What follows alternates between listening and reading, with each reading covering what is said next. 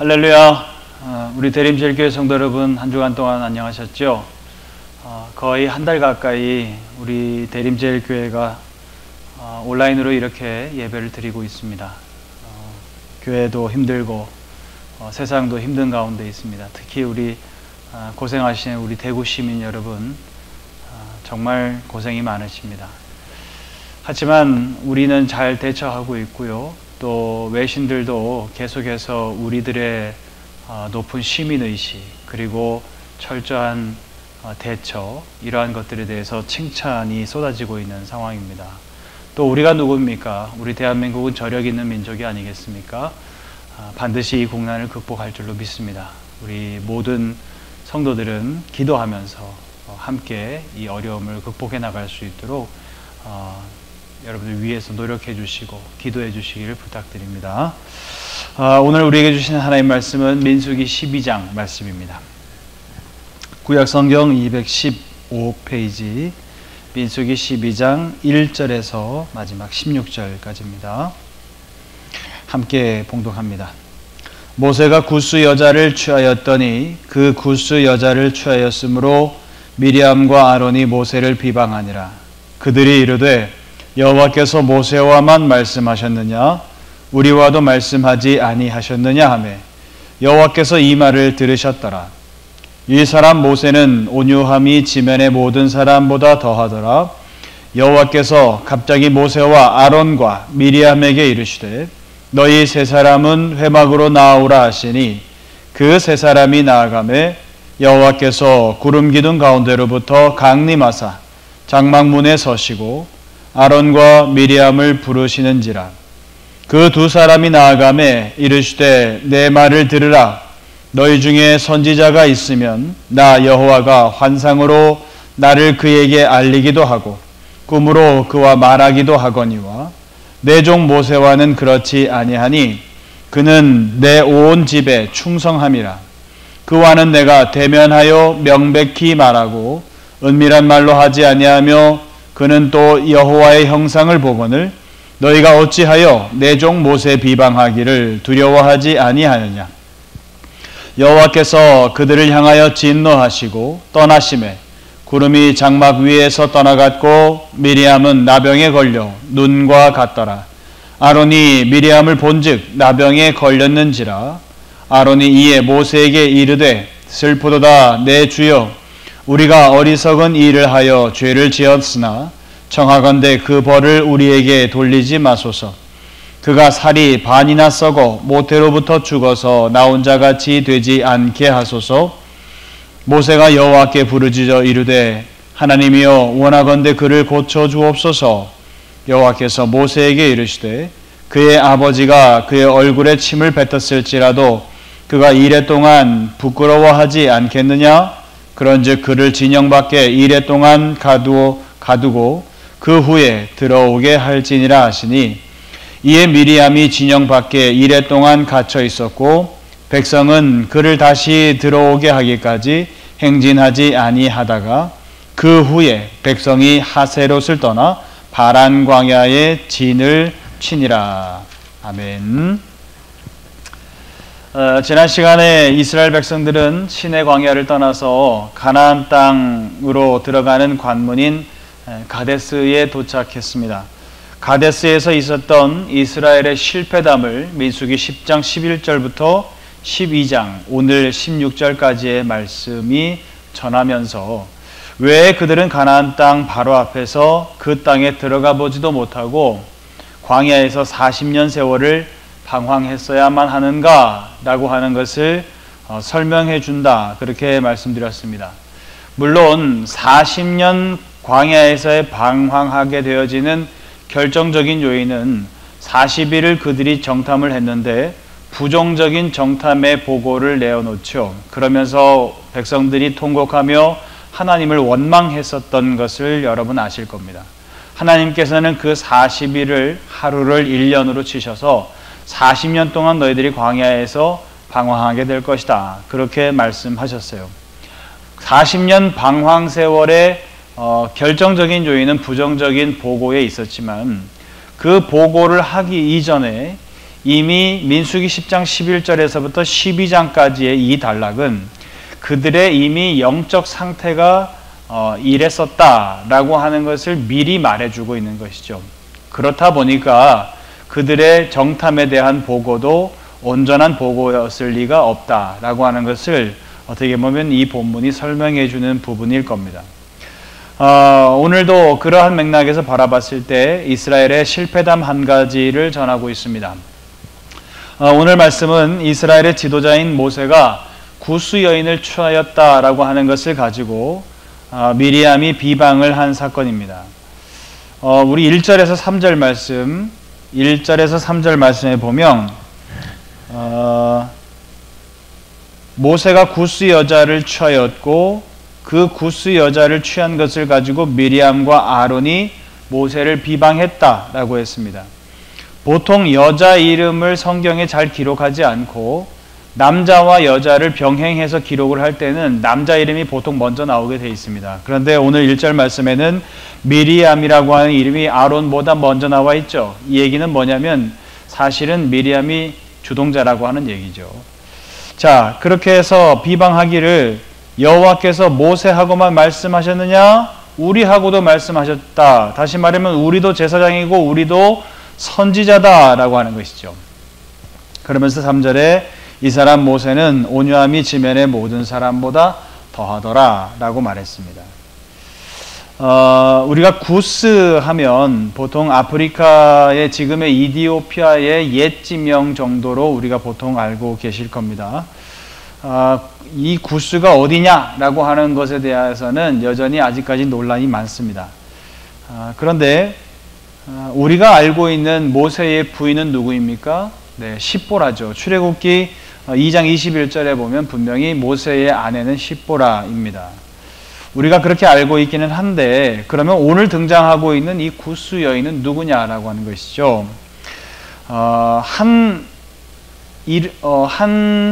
이것에 대한 이론으로서 하박국 3장 7절에 보면 미디안 영토 안에 구스 땅이 있었다라고 말합니다. 또 구스라고 하는 말은 또 쿠쉬라고 해서 아름답다라고 하는 형용사로 쓰여지기도 하죠.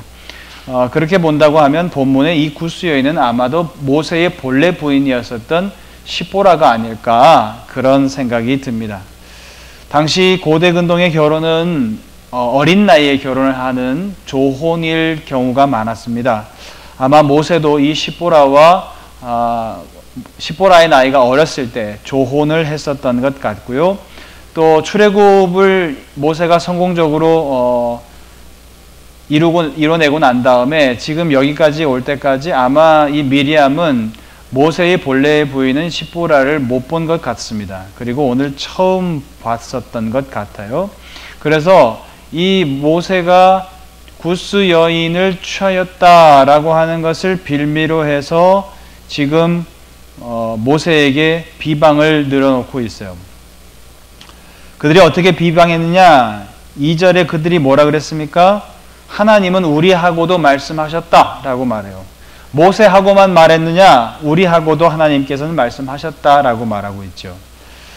3절에 보니까 이 사람 모세는 온유함이 지면의 모든 사람보다 더하더라라고 부연 설명을 해주고 있습니다. 사실 보통 사람들이 자기 권위 문제에 대해서 도전을 받게 되어지면 어떤 반응이 나타나나요? 보통 화가 나거나 아니면 자기 변명을 하게 돼 있죠. 근데 오늘 본문에 보면 특이하게도 모세가 이러한 부분에 대해서 전혀 변명을 하거나 어떤 말을 하거나 핑계를 하지 않고 있다고 하는 거예요. 그래서 그런지 몰라도 민수기 기자가 스스로 나서서 이 사람은 온유함이 온 지면에 승한 사람이다 라고 말하고 있어요. 온유함이라고 하는 말은 아나브라고 하는 말인데 이 말은 성품 자체가 온유하다라고 하는 말의 뜻은 아닐 겁니다. 물론 그냥 글자 그대로는 겸손하다 이렇게 쓰여집니다. 그런데 왜 겸손하게 되어졌느냐?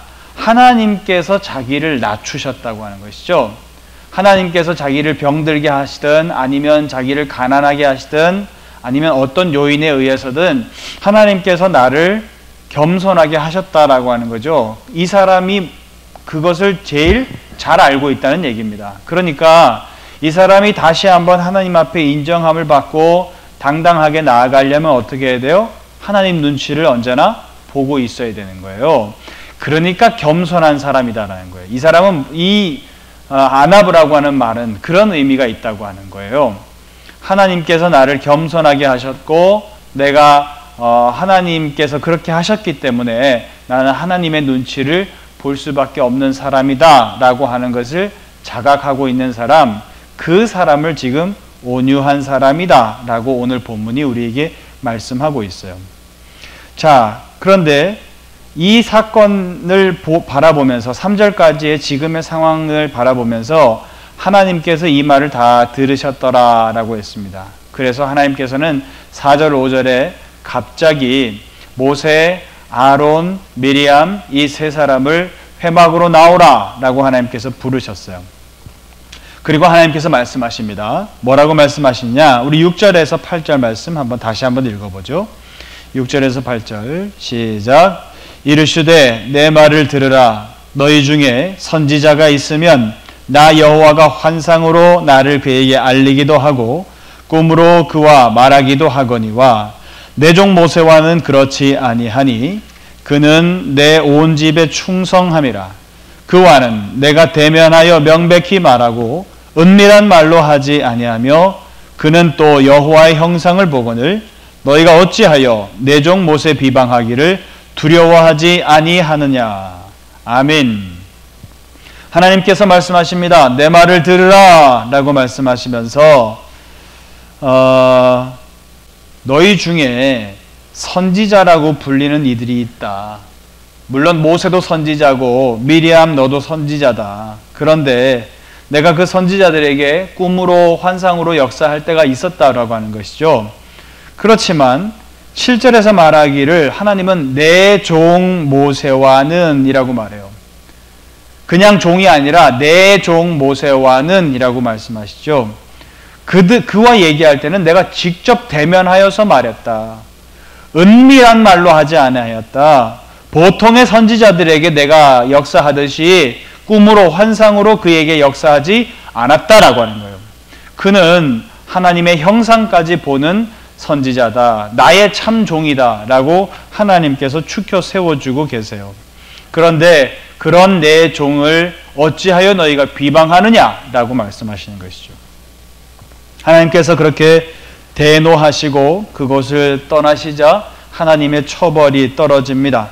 10절에서 13절 말씀에 보면 미리암이 나병에 걸렸습니다. 나병에 걸렸다라고 하는 것을 최종적으로 판단하는 사람은 누구인가요? 제사장이죠. 그러면 이때의 제사장은 누굽니까? 아론입니다. 사실은 아론이 이 사람이 나병에 걸렸기 때문에 어떻게 조치를 취할 것이다 라고 하는 것을 사실은 최종 판결을 내려야 돼요. 그런데 하나님께서 지금 모세하고 아론하고 미리암 세 사람을 불러놓고는 모세가 나의 참종이다 라고 말씀하신 상황 가운데에서 제사장인 아론이 자기의 직분을 감히 하나님 앞에 내세워서 중재할 수가 없는 거예요. 하나님 앞에 지금 혼난 상황이잖아요. 제사장이 원래 하나님과 백성 사이에서 중재하는 사람이잖아요. 그런데 그 중재할 수 있는 일을 감히 하나님 무서워서 할 수 없는 지금 상황처럼 되어버린 것이죠. 아까까지만 해도 당당하게 하나님이 모세와만 말씀하셨느냐 그렇게 말하던 아론의 모습은 온데간데 없고 아론은 내 주여라고 하면서 납작 엎드립니다. 그러면서 나는 지금 하나님 앞에 중재자의 사역을 감당할 수 없으니 내 주여 하나님께 중재하셔서 하나님께서 이 미리암을 좀 고쳐주실 수 있도록 용서해 주실 수 있도록 그렇게 좀 고해 주시기 바랍니다 라고 아뢰고 있는 아론의 모습이 보입니다. 하나님께 모세가 이것을 용서해 달라고 고백을 하죠. 그리고 하나님께서는 진 밖에 7일 동안 격리 수용하라 라고 말씀해 주셨어요. 7일 동안 격리 수용한 것도 사실은 많이 감해 주신 것입니다. 그런데 어찌됐든 7일 동안 미리암이 그렇게 진 밖에 나가 있는 동안에 이스라엘 백성들의 진영 전체는 못 움직였다. 그렇게 말해요. 15절에서 16절에 뭐라고 얘기합니까? 미리암이 진영 밖에 이레 동안 갇혀 있었고 백성은 그를 다시 들어오게 하기까지 행진하지 아니하였다라고 했죠. 그리고 16절에 그 후에 백성이 하세롯을 떠나 바란 광야에 진을 쳤다. 그렇게 말씀하고 있어요. 어떻게 보면 백성들 전체가 벌을 받고 있는 상황이나 마찬가지죠. 대표해서 미리암이 하나님 앞에 벌을 받고 있는 것이지 어떻게 보면 백성 전체가 지금 벌을 받고 있는 상황과 마찬가지다라고 하는 것을 오늘 본문이 말해주고 있어요. 왜냐하면 미리암이 돌아올 때까지 백성 전체가 한 발짝도 못 움직이고 있기 때문에 그렇습니다. 오늘 저는 말씀의 제목을 속지 말라 그렇게 해봤는데요. 어떤 분들은 그러실 겁니다. 아니 지금 여기에서 미리암이 하나님의 사람인 모세에게 작심하고 도전했고 이것은 명백한 잘못이고 이것은 큰 잘못인데 이것이 무슨 속은 상황인가? 라고 생각하실 수가 있을 겁니다. 하나님께서 분명히 잘못했기 때문에 대노하셨고 미리암이 나병에 걸리는 처벌을 받은 것인데 이게 무슨 속은 것하고 관련이 있을까라고 생각하시는 분들이 계실 거예요. 그런데 저는 이 큰 잘못, 이 명백한 잘못이 어디에서부터 시작되었을까라고 하는 것을 여러분들과 나누고 싶습니다. 여러분 분명 구스 여자를 취했다라고 하는 것을 가지고 미리암과 아론이 비방을 시작했습니다. 구스 여인을 왜 취해? 이건 일종의 인종차별적인 생각이죠. 그런데 지금 그 얘기는 더 이상 거론되지 않고 왜 이스라엘 사람이 구스 여자를 맞아들이냐 그렇게 처음에는 얘기를 하다가 나중에는 얘기가 어떻게 바뀌어요? 하나님이 모세하고만 말씀하셨느냐라고 하는 이야기로 다시 말하면 권위 문제로 비방의 이야기가 따르게 흘러가고 있어요. 이것이 바로 실수라고 하는 것이에요. 이것이 바로 자기 자신에게 속은 거라고 하는 겁니다. 아마 미리암은 무엇인가 모세에게 어떤 불만 같은 것을 아니면 악감정 같은 것을 계속 쌓아놓고 있었던 것 같아요. 미리암의 입장에서 한번 생각을 해보면 어머니 요게벳이 모세를 역청바른 그 갈대 상자에 담아서 나일강에 떠내려 보낼 때 끝까지 그 바구니를 따라갔었던 사람이 누구입니까? 미리암입니다. 그리고 그 갈대 상자가 나중에 애굽의 공주에게 다다랐을 때 그때의 번뜩이는 지혜를 발휘해서 제가 좋은 유모를 소개해드리겠습니다 라고 하면서 유모를 소개해준 것이 누굽니까? 자기 어머니, 그죠? 모세를 낳아준 자기 어머니를 유모로 소개해준 그 지혜를 발휘한 사람이 누구예요? 그가 미리암입니다. 그리고 미리암이 그렇게 해주는 바람에 모세를 잘 그렇게 인도해주는 바람에 모세는 애굽의 왕궁에서 왕자로 살아갈 수 있었고요. 왕족으로서의 모든 호사를 다 누렸습니다. 이집트의 최고의 교육을 받았고 또 그곳에서 자기 역할만 잘 감당하면 얼마든지 호의호식할 수 있었던 상황이에요. 이 상황을 다 만들어준 사람이 누구냐? 미리암 입장에서는 자기다라고 생각할 수 있죠. 그런데 그랬었던 자기 동생이 조금만 더 입지를 굳히고 난 다음에 우리 집안까지도 어떻게 보면 구원해 줄 수 있고 자기 지위를 이용해서 먹여 살릴 수 있는 그런 일들을 내가 다 감당해 놨더니 하필이면 이 모세가 살인죄를 저지르고는 애굽에서 도망쳐서 광야로 떠나버렸어요. 그리고 난 다음에 40년이라고 하는 세월이 흘러서는 돌아왔습니다. 그런데 돌아와서 한다는 소리가 내가 하나님께서 보냄을 받아서 왔다라고 말하며 자기 권위를 내세우는 모습, 그러한 모습을 맞닥뜨리게 돼요. 하나님께서 나를 부르신다라고 하면서 산에 올라가면 오랫동안 연락도 안 되고 그러고 있어요. 그러다가 나중에 한참 만에 내려와서는 이것이 하나님 뜻이다라고 하면서 일방적인 선포를 해버립니다. 누나인 자기와 형님인 아론과 상의 한마디 없고 좀 그런 부분에 대해서 미리 좀 얘기를 좀 나눴으면 좋을 텐데 그러한 모습들이 보이지 않아요. 그러니까 어떻게 보면 지금 미리암의 마음속에서는 모세에 대한 서운함, 모세에 대한 섭섭함, 또 그간에 있었던 일들에 대한 충분한 대화, 이러한 것들이 뭔가 부족했던 것 같고요. 그러한 것에 대한 오해로 인해서 마음에 앙금이 있었던 것 같아요. 처음에 빌미는 무엇이었습니까? 왜 구스 여인을 취해? 라고 하는 것이었어요.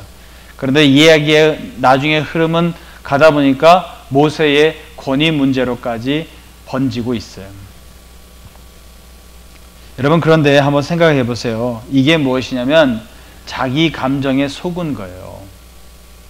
만약에 구스 여인을 취한 것이 문제다라고 한다면 그 여인을 취한 것이 왜 문제가 되는 것이고 그 여인을 취한 것에 있어서 어떠한 것이 과실이기 때문에 그 과실 여부를 따져서 이렇게 하는 것이 맞다라고 하면서 끝내버리면 되는 문제예요.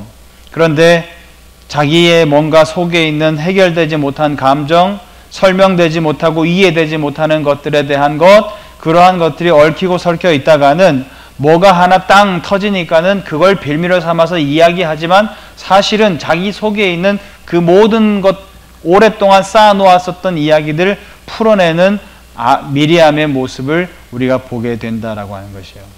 모세의 입장에서 생각해 보면 모세도 할 말이 없었겠어요? 아니 무슨 자기가 도망치고 사람을 죽이고 싶어서 죽였겠습니까? 왕자의 지위, 그거 좋은 거 누가 몰라서 버렸겠어요? 그렇지만 모세도 입장이 있는 거예요. 하나님께서 40년 뒤에 자기를 만나 주신 걸 어떻게 해요? 자기는 거기서 그냥 은둔 생활 하려고 했었는데 하나님이 자기를 보내신 걸 어떻게 해요? 우리가 요즘 출애굽기 말씀을 새벽마다 묵상하고 있는데 출애굽기에서 모세의 모습을 보세요. 하나님이 부르실 때 가시떨기 나무 가운데에서 자기를 부르실 때 모세가 5번씩이나 하나님 앞에 거절합니다. 하나님, 전 못 가요. 저는 입이 둔한 자입니다. 별소리를 다 하면서 모세는 그렇게 하나님 앞에 저 못 갑니다 라고 했었던 사람이에요. 하고 싶어서 지금 이거 하냐고요. 모세도 할 말 하려고 하면 할 말이 참 많습니다. 그런데 중요한 것은 무엇인가요? 모세는 겸손한 사람이었습니다. 온유한 사람이었습니다. 다시 말하면 하나님을 먼저 바라봤어요. 나를 겸손하게 하신 분이 누구예요? 하나님이세요. 그래서 하나님을 바라봤다라고 하는 것이에요. 그런데 미리암은 자기를 바라보고 있어요. 자기 속에 아직까지 해결되지 않은 감정, 설명되고 이해되지 못하는 것들, 그러한 것들에 대한 응어리가 아직까지 이 미리암에게는 있다라고 하는 것이죠. 그래서 사건을 만나게 되면 이 해결되지 못한 것들이 본물처럼 다 터져 나와 버리는 것이고 자기는 착각하는 것이에요. 분명히 나는 구스 여인을 취한 것으로 문제 삼았다라고 생각을 했지만 나중에 문제를 벌려놓고 보니까 자기 안에 악감정이 너무 많은 것이죠. 야고보서 1장 14절에서 16절에 이런 말씀이 있습니다. 오직 각 사람이 시험을 받는 것은 자기 욕심에 끌려 미혹됨이니 욕심이 잉태한 즉 죄를 낳고 죄가 장성한 즉 사망을 낳느니라. 내 사랑하는 형제들아 속지 말라. 아멘. 야고보 사도께서 이러한 것에 속지 말라라고 경고하고 있습니다. 각 사람이 시험을 받는 것은 외부 요인 때문이 아니고 자기 욕심에 끌려서 미혹되는 것이다 라고 말하고 있어요. 미리암은 착각하고 있는 거예요. 모세가 구스 여인을 취한 것 때문에 지금 이 문제가 벌어졌다라고 자기는 생각했지만 아니에요. 사실은 자기 속에 있는 자기 욕심, 해결되지 않은 마음의 응어리, 이러한 것들에 끌려서 지금 미혹되고 있는 것이라는 것이죠. 우리 가족사에서도 보면 그런 것들이 있죠. 부부지간에 오래 살면서 해결되지 못한 그런 것들이 있죠. 여보, 그때 내가 그 돈 거기다 투자하지 말랬는데 당신이 그거 투자해서 우리 집안 그때 얼마 돈 날려먹었죠. 그래서 우리가 지금 이렇게 고생하고 있는 거죠 라고 하는 이야기들, 그때 당신 내가 보증 서지 말랐는데 보증 섰다가 결국에는 이렇게 됐잖아 라고 하면서 하는 이야기들, 그런 이야기들이 있죠. 교회에도 여러 사람이 모여서 함께 지내는 공동체다 보니까 이와 비슷한 일들이 많이 있습니다. 서로 대화로 풀지 아니하면 그러한 것들이 오해가 되어지고, 또 그러한 것들이 오해가 되어지다 보면 자기 상식으로는 도저히 이해가 되지 않으니까 그것을 꾹꾹 눌러 참고 계속해서 쌓아둡니다. 그러다가 나중에 교회에서 어떤 중요한 사안을 놓고 회의를 한다거나, 어떤 누가 잘못하거나 과실한 문제를 가지고 서로 이야기를 나눌 때 그러한 것들에 대해서 집중하지 못하고 자기 안에 쌓아두었던 감정을 본물처럼 터뜨리면서 이것이 지금 과연 어떤 현안 문제를 가지고 지금 회의하는 거지? 라고 하는 것이 헷갈릴 정도일 때가 많이 있어요. 여러분, 이것에 대해서 착각하면 안 됩니다. 이것에 대해서 속으면 안 됩니다. 자기 자신의 욕심에 미혹되어서 유혹받는다라고 하는 것을 우리가 놓치면 안 되는 거예요. 시험 드는 문제는요, 내 안에 있습니다. 외부적인 요인일 것 같지만 내 안에 있어요. 하나님께서는 400년 동안 이스라엘 백성들에게 종살이 하였었던 그 근성을 빼내고 싶으신 거예요.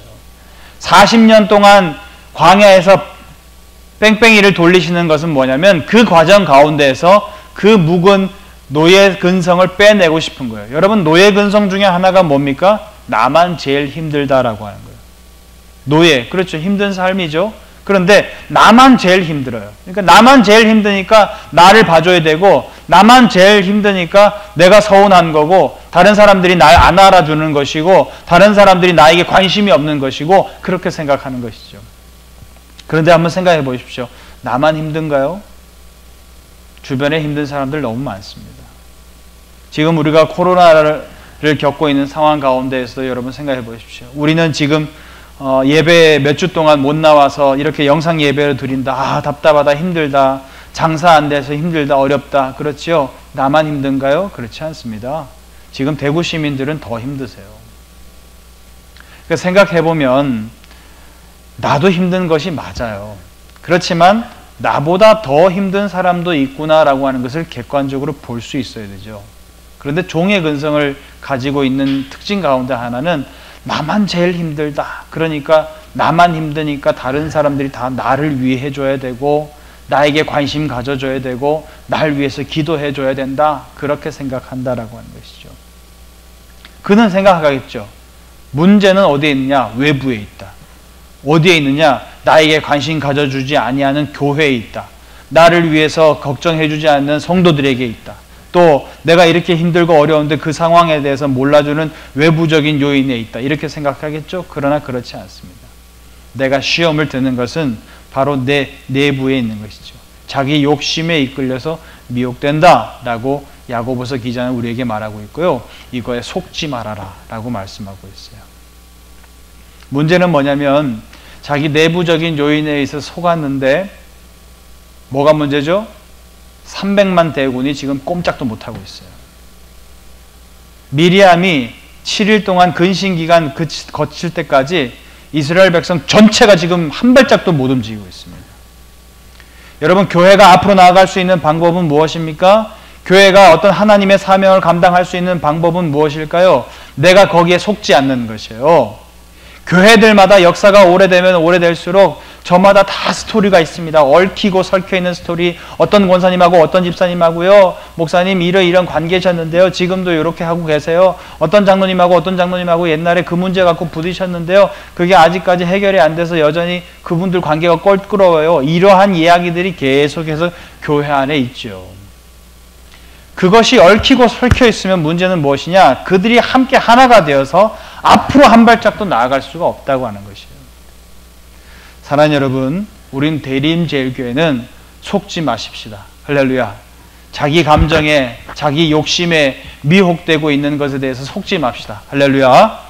성도들 간에 오해가 있거나 성도들 사이에서 내가 목회자와 성도 사이에, 성도와 성도 사이에 뭔가 오해되는 부분들이 있다고 한다면 어떻게 해야 되나요? 대화하면 되죠. 궁금하면 물어보면 되는 것이고요. 이해가 잘 안 되면 그때 그 부분에 대해서 내가 이해가 잘 안 됐어. 왜 그랬던 거야? 라고 물어보면 돼요. 그리고 그것에 대해서 감정을 가지고 얘기할 필요 없고, 사실은 내가 이렇게 해서 이렇게 했었던 거예요. 라고 설명해 주면 되는 거예요. 일전에 어떤 권사님이 제게 그런 상담을 해오셨어요. 목사님, 아무개 권사가 저를 왕따시켜요. 그러시더라고요. 그래서 왜 그렇게 생각하세요? 그랬더니 나만 보면 자꾸 옆 사람한테 귓속말로 말한다는 거예요. 기분 나쁠 수 있죠. 자기가 있는데 자기는 내버려 두고 다른 사람한테 귓속말로 말한다. 충분히 기분 나쁠 수 있는 문제입니다. 그랬어요. 다른 문제는 없었나요? 라고 그랬더니 꼭 자기만 보면 그런다는 거예요. 그래서 알겠다고 제가 한번 기도해 보겠습니다. 라고 했어요. 그리고 그 권사님한테 제가 조심스럽게 여쭸어요. 혹시 그때 이러이러한 날에 어떤 집사님한테 누구누구 앞에서 귓속말로 하신 적 있어요? 그랬더니 생각을 해보니까 있다는 거예요. 왜 그랬어요? 그러니까 그게 그분하고의 아주 은밀한 대화 내용이었어 가지고 누가 들으면 안 되니까 그냥 귓속말로 했다는 거예요. 그러면 그 권사님을 왕따시키려고 하는 의도가 있었거나 그런 생각이 있으셨어요? 그랬더니 추호도 그런 생각은 없다고 그렇게 말씀하시는 거예요. 문제가 어디에 있나요? 내 안에 있죠. 내 안에 있으니까 그 사람에 대해서 오해하기 시작하고 그 사람하고 함께 교회의 일을 어떤 것을 결국에는 만나서 함께해서 하게 되어지는데 그 감정이 묵혀져 있는 것 때문에 교회가 앞으로 발전적인 방향으로 나아갈 수가 없다는 것이죠. 사랑하는 여러분, 우리 대림제일교회는 이스라엘 백성들의 이러한 실패담을 우리가 거울 삼아서 속지 않는 저와 여러분들 될 수 있기를 주님의 이름으로 축원합니다. 내 안에 있는 욕심, 내 안에 있는 오해, 내 안에 있는 자격지심, 이러한 것들에 우리가 속지 말아야 됩니다. 그것에 속으면요, 교회는 함께 할 수 없고요, 함께 할 수 없으면 그들은 한 발짝도 앞으로 나아갈 수 없다라고 하는 것이에요. 우리가 모든 문제를 대화로 서로 풀고, 또 오해 같은 것들이 있으면 서로 대화하면서 풀고, 그렇게 해서 서로 풀고 난 다음에 서로 용서하고 기도하는 공동체, 그게 교회가 아니겠습니까? 우리 대림제일교회는 서로 대화하고 서로 기도해주고 서로 용서해주고 보듬어주고 사랑해줄 수 있는 그런 교회가 되어서 나중에 정탐을 하게 되어져도 사실은 이렇고 어려움은 이러한 것인데 우리 하나님께서 함께 하시니까 우리 다 같이 힘내서 할 수 있습니다 라고 말할 수 있는, 앞으로 발전하면서 나아갈 수 있는 그런 우리 대림제일교회가 될 수 있기를 주님의 이름으로 축원합니다. 기도하겠습니다. 하나님 아버지, 감사합니다.